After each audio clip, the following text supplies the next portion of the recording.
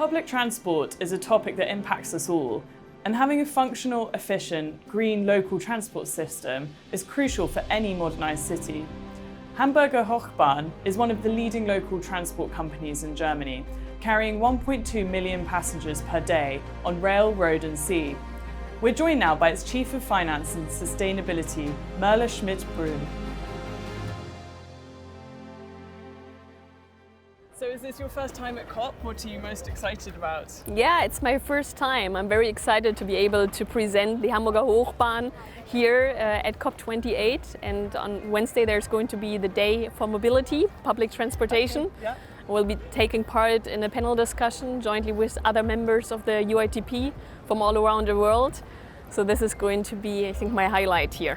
And you were mentioning there's going to be a further follow-up conference in Hamburg potentially next year? Yes, you're right. So the UITP is the global organization for public transportation worldwide, and we're going to host the world in Hamburg in 2025 and in 2027.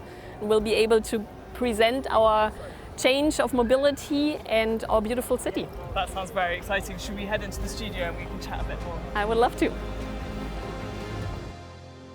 Welcome, Merle. What is the main aim of Hochbahn and how does the company's mission fit into that? So at Hamburger Hochbahn, we aim to be pioneers in future mobility. That means we look with foresight, we act with foresight for future generations. And we have the aim also to generate a blueprint that can be applied by other mobility companies. We have two main goals, which are to be carbon neutral as a company ourselves by 2030, and to also shift the mobility within Hamburg towards more public transportation. And this is completely in line with the strategy of the City of Hamburg. Minus 70% CO2 emission by 2030 and carbon neutrality by 2045. And that means for the public transportation sector that we need to reduce 900,000 tons of CO2 by 2030, which is quite an aim. And that's only possible for us in Hamburger Hochbahn to be firstly carbon neutral ourselves and to have an extreme shift in mobility within the city. I think there's a wide consensus that public transport is essential for any green city, but why specifically is an integrated public transport system so important in Hamburg? So the need for action has never been more urgent. In public transportation sector, by 2030 or within this decade, we need to double worldwide the number of journeys taken with public transportation. Our strategy at Hamburger Hochbahn is called Hamburg Takt, where we have a very specific strategy, which means within 5 minutes we want to offer public transport to every Hamburg citizen. And all of this without a time schedule. We think that is key to support the mobility transformation. We need to offer a very flexible public transport. And this we do by two things. We heavily increase our conventional public transport offer, so the trains and the buses, but we add new mobility solutions, especially on-demand mobility solutions, and there we are also already focusing on autonomous driving. So that means we want to offer sustainable mobility for all, efficient, socially fair and green, always focusing on the needs of our customers. Okay, so on the roads as well. So there's not only just a need for what you're currently providing, you're expanding more and more. So is there any examples that other cities could take from the work you're doing in Hamburg? Yeah, there are several examples that they can take. So we have three main things that we are focusing on. One thing is the CO2 neutralization of our buses. We're going heavily into or completely into electrification of our buses, and we do all of that with including into our tender sustainability demands. So this is new. We don't know anything like that, at least in Germany. Nobody's doing that. Second part is investing heavily in our metro lines. We're building a complete new metro line, the U5, which is going to reduce, by the time it's done, 290,000 kilometers of car kilometers every day. Additionally, we are using smart integrated solutions also for our existing metro infrastructure, and we are going to automize a lot of our metro lines, and with that we're going to be able to firstly have them more efficient, which is going to reduce, of course, emissions, and secondly also to increase by 50% our reach. A third point that we are focusing on in Hamburg is the integration of other mobility services.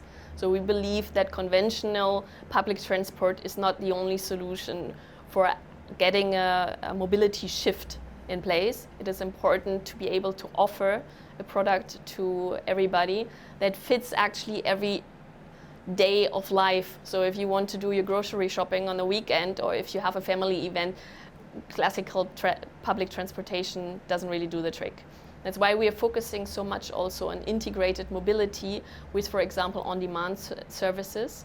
And here we have an industry cooperation with Holon and with Moja. The big companies behind us are Bentley and Volkswagen, to get autonomous shuttle driving, and not individual cars, but big shuttles into place in Hamburg. And to be able to finance all of that, of course, we get a lot of support by the City of Hamburg and by the state of Germany, but we also have started green financing. So since 2021, we're financing all of that with green bonds. Some estimates say that by the end of the decade, nearly a third of all vehicles on the road will be electric.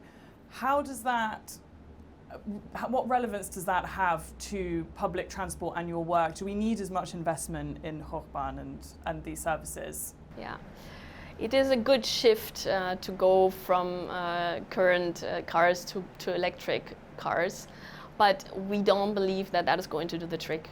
We think the heavy investment into public transportation is important, because as long as we still have the streets full with cars everywhere, and we're not going the extra mile to reduce cars, to do something for also the quality of life within the cities, we will never be able to actually get the climate change reduced. These are huge urban infrastructure projects that are being undertaken in your city. I'm curious, are there any blueprints for how this is done sustainably?